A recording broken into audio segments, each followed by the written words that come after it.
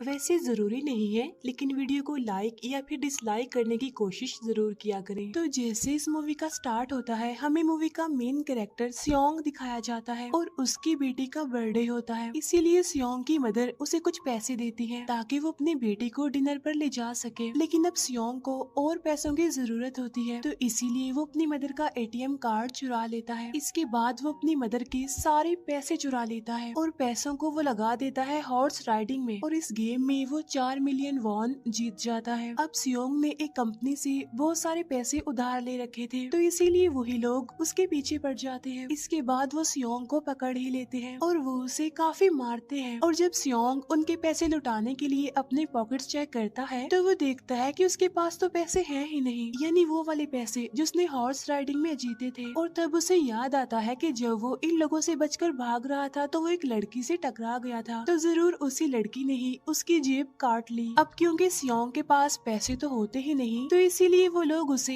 1 महीने का और टाइम देते हैं जिसमें कि वो उनके पैसे लौटा दे। इसके बाद सियोंग कुछ पैसों का अरेंज करता है और अपनी बेटी को डिनर पर ले जाता है। इसके बाद सियोंग जल्दी से स्टेशन पर पहुंचता है, लेकिन अनलकीली उसकी ट्रेन तो मिस हो गई थी। और जब सियोंग वहाँ पर बैठकर ट्रेन के आने का वेट कर रहा था कि तभी अचानक से उसके पास एक आदमी आता है, और ये अननोन पर्सन था, यानी सियोंग उसके बारे में कुछ नहीं जानता था। फिर वो अननोन पर्सन सियोंग को कहता है कि मैं तुम्हारे साथ एक गेम खेलना चाहता हूँ। वो सियोंग को कहता है कि अगर तुम इस गेम में जीत गए तो मैं तुम्हें 1 लाख वॉन दूंगा। तब इतने सारे पैसों का सुनकर सियोंग ये गेम खेलने के लिए एग्री हो जाता है। इसके बाद सियोंग काफी मार खाने के बाद ये गेम जीत जाता है, यानी वो 1 लाख वॉन हासिल कर लेता है। इसके बाद वो अननोन पर्सन सियोंग को एक कार्ड देता है, ये कहते हुए कि अगर तुम और पैसे जीतना चाहते हो तो इस कार्ड पर जो नंबर लिखा हुआ है उस पर कांटेक्ट करना। इसके बाद सियोंग जब अपने घर जाता है तो उसकी मदर उसे कहती है कि तुम्हारी बेटी अगले साल अपने स्टेप फादर के साथ यूएस में शिफ्ट हो रही है। यहाँ पर हमें ये पता चलता है कि सियोंग की डिवोर्स हो गई है और उसकी वाइफ ने दूसरी शादी भी कर ली है। लेकिन सियोंग कभी भी ये नहीं चाहता था कि उसकी बेटी उससे दूर जाए, लेकिन उसे बहुत सारे पैसे चाहिए होते हैं अपनी बेटी की कस्टडी वापस लेने के लिए, तो इसीलिए सियोंग उस कार्ड वाले नंबर पर कॉल करता है। इसके बाद सियोंग को एक गाड़ी में लाया जाता है जहाँ पर और भी लोग थे, लेकिन फिर उन सारे लोगों को बेहोश कर दिया जाता है। और जब उन सब लोगों की आंख खुलती है तो वो खुद को एक फैसिलिटी में पाते हैं जहाँ टोटल 456 लोग थे, और वो वहाँ पर एज अ प्लेयर थे क्योंकि उन सबको एक यूनिफॉर्म भी पहनाया हुआ था। इस फैसिलिटी का होस्ट यानी लीडर एक आदमी था जो कि फ्रंट मैन था वहाँ पर, और वो सब पर नजर रख रहा था। अब यहाँ पर एक कॉमन चीज थी कि जितने भी लोगों को वहाँ पर लाया गया था उन सब ने कर्जे लिए हुए थे बहुत ज्यादा। सियोंग वहाँ पर प्लेयर नंबर 1 से मिलता है जो कि एक बूढ़ा आदमी था। उस बूढ़े आदमी को ब्रेन ट्यूमर था, यही वजह थी कि वो यहाँ पर आया था क्योंकि उसकी लाइफ तो वैसे भी खत्म ही होने वाली थी। इसके बाद वहाँ पर 2 प्लेयर्स जिनमें लड़की का नाम सैब्यूक और लड़के का नाम जेंग होता है, उनके बीच फाइट होती है। अब यहाँ पर सैब्यूक वही लड़की थी जो सियोंग के पैसे लेकर भाग गई थी, यानी उसी ने उसकी जेब काटी थी। सियोंग तो उसे देखते ही पहचान लेता है, इसीलिए वो अपने पैसे मांगने के लिए उसके पास जाता है। तभी वहाँ पर कुछ गार्ड्स आ जाते हैं जिन्होंने पिंक कलर का यूनिफॉर्म पहना था और उनके फेस अच्छी तरह से कवर्ड थे। गार्ड्स उन सभी प्लेयर्स को बताते हैं कि तुम्हें यहाँ पर टोटल 6 गेम्स खेलनी होंगी और जो इस गेम का विनर होगा उसे बहुत सारे पैसे मिलेंगे। इसके बाद उन सबसे एक कॉन्ट्रैक्ट पर साइन करवाया जाता है, और इस कॉन्ट्रैक्ट के 3 मेन रूल्स थे। पहला रूल ये कि कोई भी प्लेयर अपनी मर्जी से गेम को छोड़कर नहीं जा सकता। दूसरा रूल ये होता है कि जो भी प्लेयर खेलने से मना करेगा तो उस प्लेयर को एलिमिनेट कर दिया जाएगा, और उनके मुताबिक एलिमिनेट का मतलब क्या था ये तो हम आगे ही जानेंगे। गेम का तीसरा रूल ये था कि अगर मेजोरिटी इस गेम को खेलना नहीं चाहती तो वो इस गेम को छोड़कर जा सकते हैं। इसके बाद उन सबको गेम के लिए ले जाया जाता है। अब यहाँ पर सियोंग अपने क्लासमेट सेंगवू से भी मिलता है जो कि उसे बचपन से जानता था। सियोंग उसे वहाँ पर देखकर काफी हैरान होता है क्योंकि वो तो किसी बिजनेस के लिए आउट ऑफ कंट्री चला गया था। अब पहले गेम के लिए वहाँ पर एक काफी बड़ी डॉल थी, और इस गेम का रूल काफी सिंपल था, और वो ये था कि डॉल जब भी गाना गाएगी उन सबको आगे बढ़ना है, और जैसे ही वो गाना गाना बंद करेगी तो उन सबको रुक जाना है और मूव नहीं करना है, और अगर कोई हिल गया तो उसे एलिमिनेट कर दिया जाएगा। अब स्टार्टिंग में तो ये सब कुछ उन्हें किसी प्रैंक की तरह लग रहा था, लेकिन जब एक लड़का हिल जाता है तो उसे शूट करके मार दिया जाता है, और यही होता है एलिमिनेट का मतलब, यानी उन्हें मार दिया जाएगा। अब ये देखकर वो सारे लोग काफी घबरा जाते हैं और उन्हें पता चल चुका था कि वो खतरे में है, इसीलिए लोग डरते डरते हुए, पैनिक करते हुए इधर उधर भागने लगते हैं।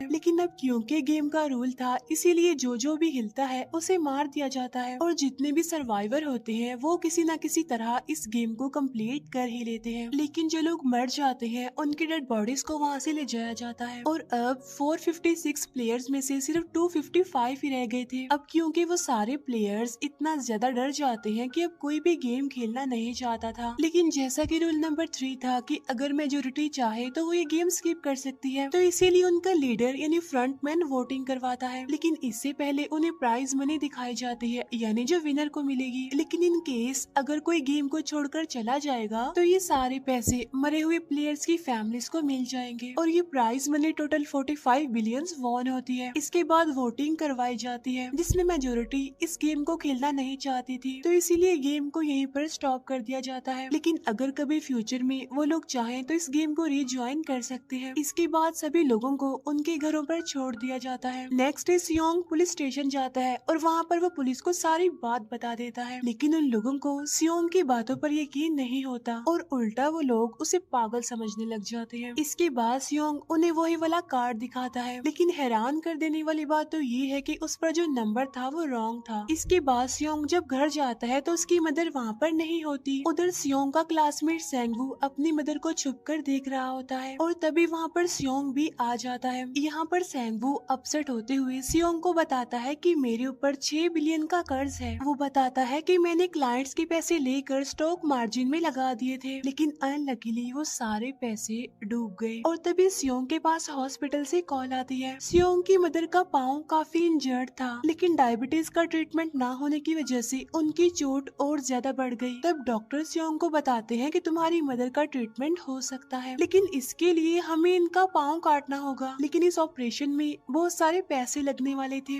लेकिन जाहिर सी बात है सियोंग के पास इतने पैसे तो होते नहीं। इवन उसने तो अपनी मदर के इंश्योरेंस के पैसे भी उड़ा दिए थे। तब इसीलिए सियोंग पैसे मांगने के लिए अपनी वाइफ के पास जाता है, लेकिन उसकी वाइफ उसे पैसे देने से इनकार कर देती है। फिर उसकी वाइफ अपने हस्बैंड को बताती है कि सियोंग आया था पैसे मांगने के लिए और तभी उसका हस्बैंड सियोंग को पैसे देने आता है। साथ साथ उसे ये भी कहता है कि मेरी फैमिली से दूर रहो। लेकिन सियोंग उसे मारने लगता है और तभी उसकी बेटी भी वहाँ पर आ जाती है। इसके बाद सियोंग का एक फ्रेंड अपने बॉस के पास पैसे मांगने जाता है, लेकिन उसका बॉस उसे पैसे देने से मना कर देता है, तो इसीलिए उन दोनों के बीच फाइट होने लगती है। इस फाइट के दौरान उसके बॉस का हाथ मशीन में आ जाता है, तो मौके का फायदा उठाकर सियोंग का फ्रेंड पैसे लेकर वहाँ से भाग जाता है। फिर इसके बाद सियोंग का फ्रेंड अपने घर आकर अपनी वाइफ को कहता है कि पहली फ्लाइट लो और जाओ यहाँ से। इसके बाद सईब्यूक एक एजेंट से मिलती है, क्योंकि उसने अपनी मदर को नॉर्थ एरिया से साउथ एरिया में लाना था। सईब्यूक वही लड़की जिसने सियोंग की जेब काटी थी, लेकिन यहाँ अपनी मदर को लाने के लिए सईब्यूक को बहुत सारे पैसों की जरूरत थी। अब सईब्यूक का एक छोटा भाई भी होता है जिससे उसने प्रॉमिस किया होता है कि मैं मदर को जरूर ले आऊंगी। इसके बाद हमें एक ऑफिसर दिखाया जाता है और इस ऑफिसर का भाई कुछ टाइम से मिसिंग था, इसीलिए वो ऑफिसर अपने भाई के घर जाता है, जहाँ उसे पता चलता है कि उसका भाई तो पिछले कुछ दिनों से अपने घर पर भी नहीं आया। और जब वो ऑफिसर घर को चेक कर रहा होता है तो उसे एक कार्ड मिलता है वहाँ पर, और इस ऑफिसर ने सेम ऐसा ही कार्ड पुलिस स्टेशन में सियोंग के पास भी देखा था, तो इसीलिए वो ऑफिसर सियोंग के पास जाकर उससे इस बारे में पूछता है, लेकिन सियोंग उसे कुछ नहीं बताता। इसके बाद सियोंग जब अपने घर जाता है तो उसे वो कार्ड दोबारा मिल जाता है वहाँ पर। अब सियोंग डिसाइड करता है कि वो दोबारा से उस गेम को ज्वाइन करेगा, इसीलिए सभी प्लेयर्स को एक शिप के पास ले जाया जाता है। इधर ही वो ऑफिसर भी गाड़ियों का पीछा करते हुए उस शिप तक आ जाता है। वो एक गार्ड को मारकर उसे पानी में फेंक देता है। इसके बाद उन सभी प्लेयर्स को एक आइलैंड पर मौजूद फैसिलिटी में लाया जाता है। अब यहाँ पर उन्हें जरा भी अंदाजा नहीं था कि अगला गेम कौन सा होगा और उसे कैसे खेला जाएगा। इसके बाद वो लोग अपनी अलग अलग टीम्स बना लेते हैं। रात को सईब्यूक और उसकी फीमेल फ्रेंड वॉशरूम जाते हैं। यहाँ पर सईब्यूक गार्ड्स की नजरों से बचते हुए उस फैसिलिटी को एक्सप्लोर करने लगती है। तभी वो देखती है कि गार्ड्स बड़े बड़े बर्तनों में कुछ बना रहे हैं।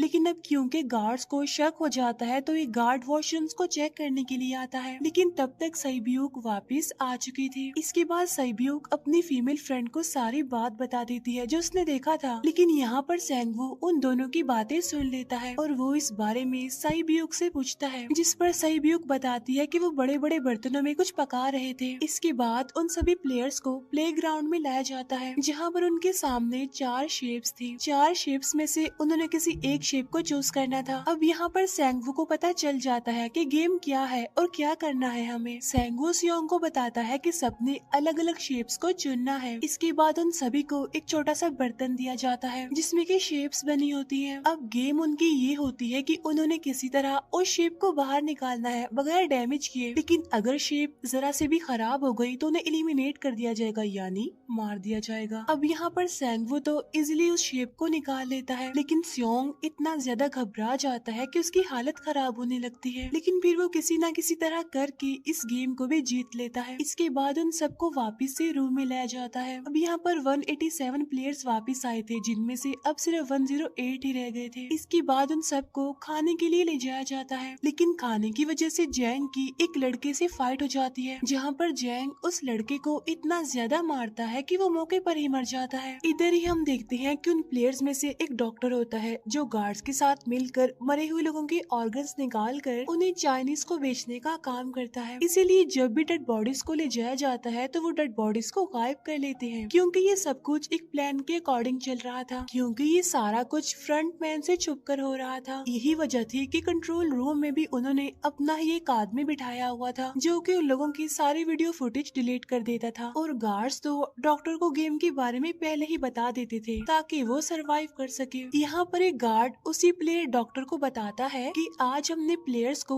जानबूझकर खाना कम दिया है ताकि वो आपस में लड़ने लगे, जिससे होगा ये कि सारे वीक प्लेयर्स गेम से आउट हो जाएंगे। साथ ही गार्ड डॉक्टर को अपनी अगली गेम के बारे में बता देता है। अब 30 मिनट के बाद वहाँ पर लाइट्स ऑफ होने वाली थी। अब यहाँ पर सैंगवू को पता था कि सियोंग की टीम जरूर कोई उल्टा काम करेगी, इसीलिए वो उस टीम को अपने पास बुलाकर उन्हें रिलैक्स रहने के लिए कहता है। उधर वो जो डॉक्टर प्लेयर होता है वो जैंग की टीम में शामिल हो जाता है। यहाँ पर डॉक्टर जैंग को बता देता है कि अगला गेम क्या होने वाला है। इसके बाद लाइट्स ऑफ हो जाती है और जैंग अपनी टीम के साथ मिलकर बाकी सभी को मारने लगता है। जैंग एक लड़की को मारकर साइबियोक को मारने जाता है, लेकिन तभी सियोंग उसे बचा लेता है। इसके बाद गार्ड्स वहाँ पर आकर उन सभी को रोक लेते हैं और अब टोटल 80 लोग रह गए थे। इसके बाद उन सभी को तीसरे गेम के लिए ले जाया जाता है और यहाँ पर उन्हें 10-10 प्लेयर्स की एक टीम बनाने के लिए कहा जाता है, और वो लोग ऐसा ही करते हैं, अपनी अपनी टीम बना लेते हैं। अब क्योंकि जैंग को अगली गेम के बारे में पहले ही पता होता है, इसीलिए वो साइबियोक की फीमेल फ्रेंड को अपनी टीम में नहीं रखता और वो अपनी टीम में सिर्फ मर्दों को ही रखता है। इसके बाद सैंगवू भी अपनी एक टीम बना लेता है। अब क्योंकि उन्हें एक प्लेयर की जरूरत थी तो इसीलिए साइबियोक की फीमेल फ्रेंड उनके टीम में शामिल हो जाती है, और ये गेम असल में टग ऑफ वॉर का होता है, यानी उन्होंने अपने सामने वाली टीम को नीचे गिराना था। इसके बाद गेम स्टार्ट हो जाती है और जैंग की गेम बड़ी आसानी से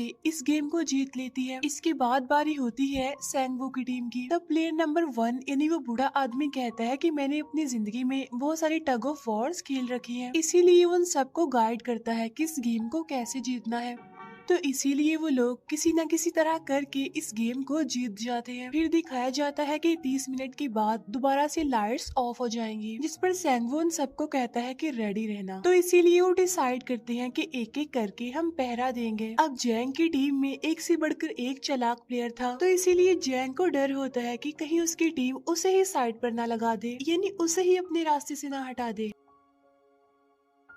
दूसरी तरफ डॉक्टर और गार्ड्स मिलकर डेड बॉडी की ऑर्गन्स निकाल रहे होते हैं और इन ऑर्गन्स को डिलीवर करने जाना था गार्ड नंबर 28 एंड 29। तब वो सभी एक डेड बॉडी के बारे में बातें करने लगती हैं जिसकी सिर्फ एक किडनी थी और वो उसे ज़ॉम्बी कह रहे थे। अब यहाँ पर जो गार्ड नंबर 29 था, यानी जिसने वो ऑर्गन्स डिलीवर करने जाने थे, वो कोई और नहीं बल्कि वो ऑफिसर था जो गार्ड के बेस में वहाँ पर आया था। और ये सब बातें सुनकर उसे शक होता है कि शायद ये लोग मेरे भाई की बात कर रहे हैं, क्योंकि उसकी भी एक ही किडनी थी। इसके बाद नंबर 28 और 29 यानी वो ऑफिसर ऑर्गन्स को डिलीवर करने के लिए चले जाते हैं। रास्ते में वो ऑफिसर नोटिस करता है कि टनल में तो बॉम्ब लगा हुआ है। तब नंबर 28 उसे बताता है कि जब हम यहाँ से बाहर निकलेंगे तो इस जगह को ब्लास्ट कर दिया जाएगा। अब यहाँ पर वो ऑफिसर नंबर 28 से और इन्फॉर्मेशन लेने की कोशिश करता है, इसीलिए नंबर 28 को उस पर डाउट होने लगता है। इसीलिए वो उस ऑफिसर को अपना फेस दिखाने के लिए कहता है। अब यहाँ पर वो ऑफिसर अपना फेस भी दिखा देता है, साथ साथ वो नंबर 28 पर गन पॉइंट भी कर देता है। साथ साथ वो ऑफिसर उससे एक किडनी वाले आदमी के बारे में पूछता है कि वो कौन है जिसे तुम ज़ॉम्बी कहते थे, जिस पर वो नंबर 28 उससे कहता है कि वो तो एक लड़की थी। अब यहाँ पर नंबर 28 उस ऑफिसर को कहता है कि तुम लीडर के रूम में जाकर सारी इन्फॉर्मेशन देख सकते हो, वहाँ पर सबका डाटा है। ये जानने के बाद वो ऑफिसर नंबर 28 को मार डालता है। उधर वो डॉक्टर गार्ड से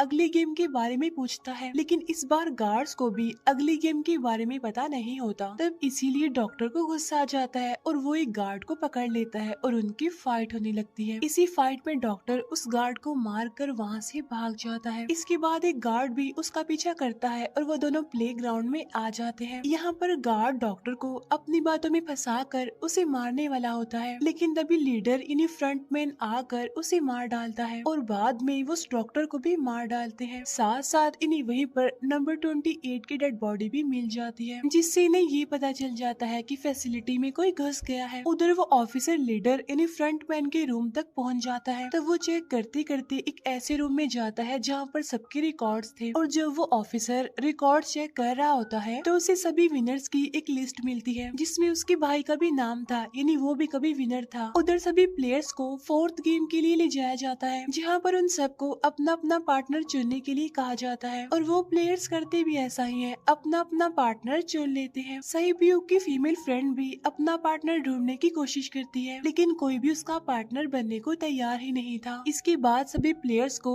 10-10 मार्बल्स दिए जाते हैं। असल में ये गेम ऐसी होती है कि एक प्लेयर को अपने पार्टनर से सारे मार्बल्स लेने होते हैं बगैर कोई जोर जबरदस्ती किए, और जो दूसरा पर्सन होगा यानी जिसके पास मार्बल्स नहीं होंगे उसे मार दिया जाएगा। फिर सैंगवू और सियोंग का फ्रेंड ऑड और इवन का गेम खेलते हैं, जिसमें कि उन्होंने गेस करना था कि सामने वाले के हाथ में कितने मार्बल्स हैं। अब यहाँ पर सियोंग का फ्रेंड सैंगवू के सारे मार्बल्स जीत जाता है, जिसकी वजह से लास्ट में सैंगवू के पास सिर्फ एक ही मार्बल बचता है। अब क्योंकि सैंगवू को पता चल चुका था कि अब वो बच नहीं पाएगा, इसीलिए वो सियोंग के फ्रेंड को अपनी बातों में फंसा कर उसे ये यकीन दिलाता है कि अगर हम में से कोई भी हार गया तो हारे हुए लोगों का मैच दोबारा करवाया जाएगा। अब यहाँ पर सैंगवू धोखे से सियोंग के फ्रेंड के सारे मार्बल्स चेंज कर देता है। इसके बाद सैंगवू मार्बल्स लेकर गार्ड को दे देता है और वहाँ से बाहर चला जाता है, और जब सियोंग का फ्रेंड मार्बल्स चेक करता है तो वहाँ पर पत्थर होते हैं। उधर प्लेयर नंबर 1 यानी उस बूढ़े आदमी की हालत खराब हो रही थी, इसीलिए वो तो इधर उधर घूम रहा था, लेकिन सियोंग किसी तरह उसे खेलने के लिए एग्री कर लेता है। अब यहाँ पर वो दोनों यानी वो बूढ़ा आदमी और सियोंग भी इवन आउट खेलते हैं। अब इनमें से वो बूढ़ा आदमी सियोंग के सारे मार्बल्स जीत जाता है, लेकिन लास्ट राउंड में वो बूढ़ा आदमी भूल जाता है कि उसने क्या चूज किया था। तो यहाँ पर सियोंग उसी बातों में फंसा कर उसके सारे मार्बल्स ले लेता है, लेकिन यकीन मानिए कि वो बूढ़ा आदमी काफी चालाक था। उसने एक मार्बल अपने पास ही रखा हुआ था और वो दोबारा से इधर उधर घूमने लगता है। अब यहाँ पर सियोंग उसे रिक्वेस्ट करता है कि प्लीज मेरे साथ एक और गेम खेलो ना। तब यहाँ पर वो बूढ़ा आदमी कहता है कि मुझे पता है कि तुमने सारे मार्बल्स धोखे से लिए हैं मुझसे। वो कहता है कि मुझे सब पता था, बस मैं पागल बनने की एक्टिंग कर रहा था।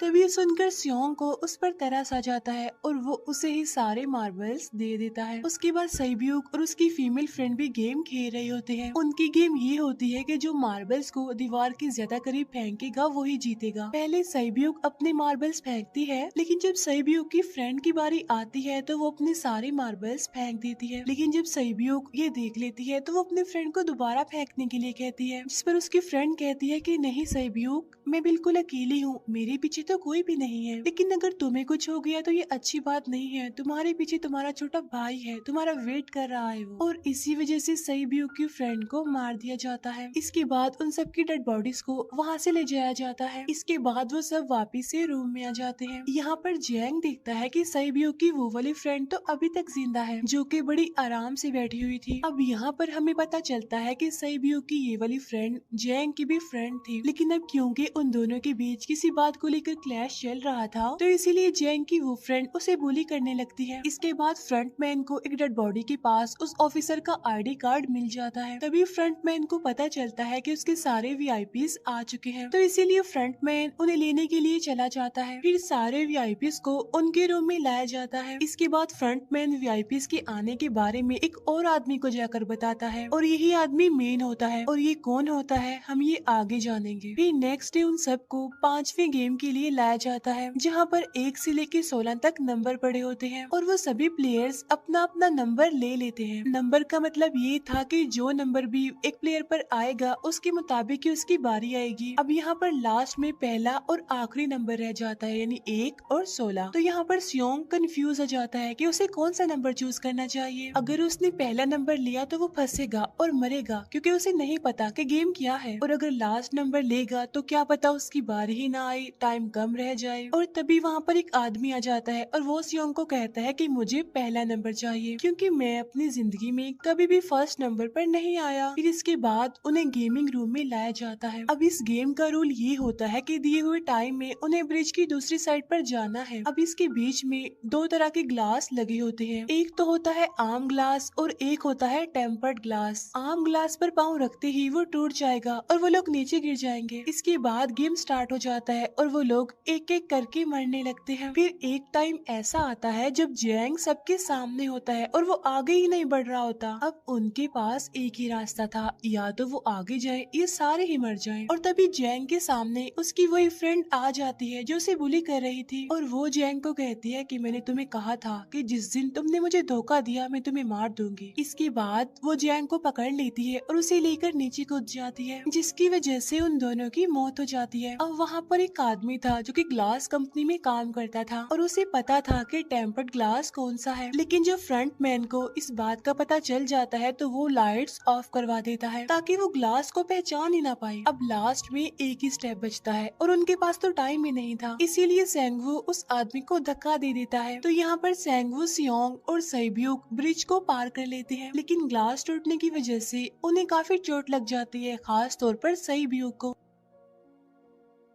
उधर उस ऑफिसर ने एक सर्वेंट को मारकर उसकी जगह खुद ले ली थी। अब एक वीआईपी को उस ऑफिसर पर शक होता है और वो उसे कहता है कि अपना मास्क रिमूव करो, लेकिन वो ऑफिसर कहता है कि ठीक है, लेकिन मैं अंदर जाकर अपना मास्क रिमूव करूंगा। इसके बाद वो ऑफिसर उस वीआईपी को लेकर अंदर चला जाता है। अंदर जाकर वो ऑफिसर उस वीआईपी को बेहोश कर देता है और इस बात का पता फ्रंटमैन को चल जाता है, इसीलिए फ्रंटमैन उसके पीछे जाता है और वो उस ऑफिसर को देख लेता है। इसीलिए वो ऑफिसर वहाँ से भागकर आइलैंड पर आ जाता है। फ्रंटमैन भी उसका पीछा करते हुए वहाँ पर आ जाता है। अब यहाँ पर वो ऑफिसर अपने सीनियर्स को कॉल करने की कोशिश करता है, लेकिन कॉल कट हो जाती है। फिर वो ऑफिसर उन्हें सारे सबूत भेजता है, लेकिन वहाँ पर नेटवर्क नहीं था। इसके बाद फ्रंटमैन ऑफिसर को पकड़ लेता है और उसे उनके साथ चलने के लिए कहता है, लेकिन वो ऑफिसर तो उस फ्रंटमैन पर गोली चला देता है। इसके बाद फ्रंटमैन अपना मास्क उतार देता है, तो वो ऑफिसर देखता है कि वहाँ पर कोई और नहीं बल्कि उसका अपना भाई है वो। इसके बाद ऑफिसर का भाई यानी फ्रंटमैन उसे शूट कर देता है और वो जाकर पानी में गिरता है। उधर ग्लास लगने की वजह से सईब्यू काफी इंजर्ड हो गई थी और उसका बहुत सारा खून भी बह रहा होता है। इसके बाद तीनों सर्वाइवर्स को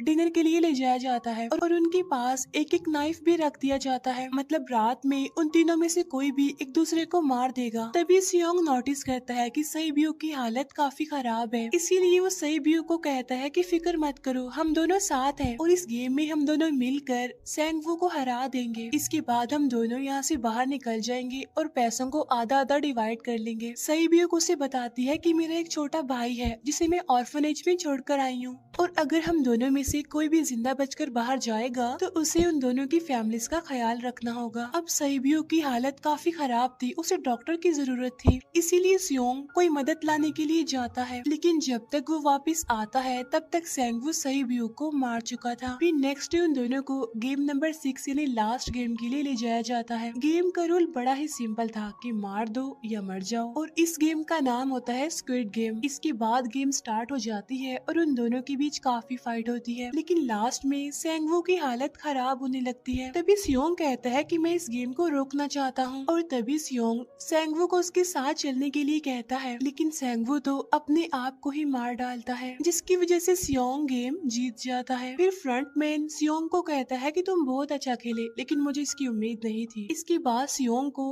उसके घर पर छोड़ दिया जाता है और उसके पास एक एटीएम कार्ड भी था, और जब सियोंग उस एटीएम कार्ड को जाकर चेक करता है तो वो दिखता है कि सारे पैसे उसके अकाउंट में भेज दिए जाते हैं। इसके बाद सियोंग अपने घर जाता है, लेकिन तब तक उसकी मदर की डेथ हो जाती है। इसके बाद हमें 1 साल बाद का सीन दिखाया जाता है, जहाँ पर हम देखते हैं कि सियोंग की हालत काफी खराब हो गई है, यानी वो अब काफी नशा करने लग गया है और उसने अब तक उन पैसों को हाथ तक नहीं लगाया। एक दिन एक फूल बेचने वाली औरत सियोंग के पास आती है और वो उसे सेम वैसा ही कार्ड देती है जिसमें एक एड्रेस लिखा हुआ था, और फिर सियोंग उस एड्रेस पर जाता है, जहाँ पर उसे पता चलता है कि ये सारा किया धरा किसी और का नहीं बल्कि उस बूढ़े का है, प्लेयर नंबर 1 का, और वो अभी भी जिंदा है। यहाँ पर वो बूढ़ा आदमी सियोंग को बताता है कि मैं अपनी लाइफ से बोर हो चुका था और ये सारी गेम मैंने अपने क्लाइंट्स के साथ मिलकर बनाई ताकि मैं लोगों को मरता हुआ देखकर एंजॉय कर सकूं। लेकिन हाँ, हमने किसी को मजबूर नहीं किया था ऐसा करने के लिए, और मैंने गेम में इसीलिए पार्टिसिपेट किया क्योंकि गेम देखने से ज्यादा उसे खेलने में मजा आता है। वो कहता है जो पैसे तुम्हारे पास है वो मेरे ही हैं, और ये कहते ही उस बूढ़े आदमी की मौत हो जाती है। इसके बाद सियोंग सहीबियो के छोटे भाई के पास जाता है और उसे लेकर वो जाता है सैंगवू की मदर के पास, और वो सैंगवू की मदर को कहता है कि इस बच्चे का ख्याल रखना। साथ साथ वो उसे एक बैग भी देता है जिसमें बहुत सारे पैसे होते हैं। इसके बाद सियोंग स्टेशन पर जाता है, जहाँ पर उसे वही अननोन पर्सन मिलता है जो कि उसे मूवी के स्टार्ट में भी मिला था। यहाँ पर सियोंग उसका पीछा भी करता है,